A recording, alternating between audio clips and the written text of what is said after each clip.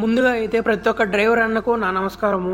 ఈ రోజు అయితే ఇన్ని లారీలు ఇక్కడ ఎందుకున్నాయి, అలాగే ఈ లారీలో ఒక్కొక్క లారీ ఏ పని చేస్తుంది అయితే ఈ వీడియోలో చెప్తాను. పూర్తిగా అయితే చూడండి. కొత్తగా కడుతున్న ఇండ్లకు అలాగే బిల్డింగ్లకు అయితే ఇదైతే ఇసుక సిమెంట్ పైకి అయితే పంపిస్తుంది. ఇంకా అలాగే పెద్ద పెద్ద వాటర్ ట్యాంకులు అలాగే ఏసీలు అయితే బిల్డింగ్ల పైన పెట్టడానికి అయితే ఎక్కువగా అయితే ఈ వెహికల్ అయితే ఉపయోగిస్తారు. ఈ లారీని అయితే ఇంకైతే లారీ టైర్లు చూసుకుంటే మాత్రం నా భుజాన్ని కాడికి అయితే ఉన్నాయి.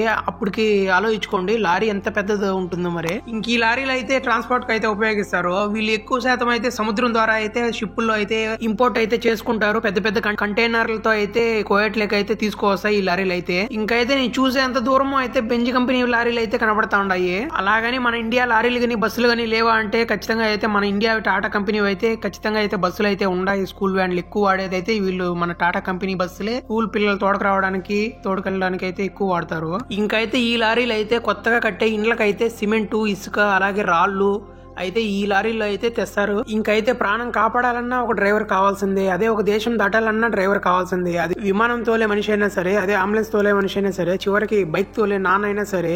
ఎందుకంటే మన ఫ్యామిలీ సేఫ్ గా ఉండాలా, సేఫ్ గా ఇంటికి రావాలనేసి అయితే సేఫ్ గా అయితే డ్రైవ్ చేస్తాడు నాన్న అయితే. నాన్న కూడా ఒక డ్రైవరే ఖచ్చితంగా అయితే. మొత్తానికి అయితే నాది ఒక మాట, బస్సు లారీ కారు ఏదైనా సరే సీట్ బెల్ట్ మాత్రం మర్చిపోకండి.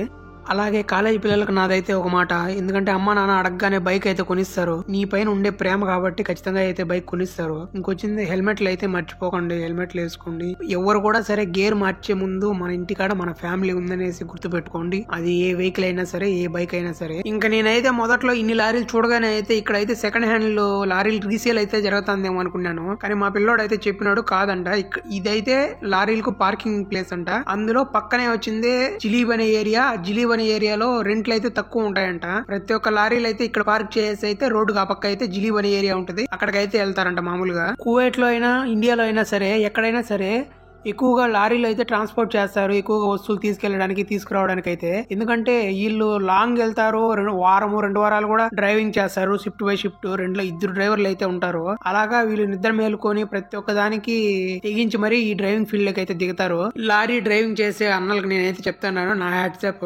ఎందుకంటే వీళ్ళు నిద్ర మేలుకోవడానికి ఎన్ని టీలు తాగుతారు. అలాగే ఈ ఇంటర్నెట్ యుగంలో అయితే 5G 4Gలకు ఉండే వాల్యూ డ్రైవర్లకు అలాగే రైతులకు అయితే ఎవరు ఇవ్వట్లేదు. అందరూ మనుషులే, అందరికీ విలువ ఇవ్వండి. ప్రతి ఒక్కరు ఉంటేనే ఈ దేశం ముందుకెళ్తుంది.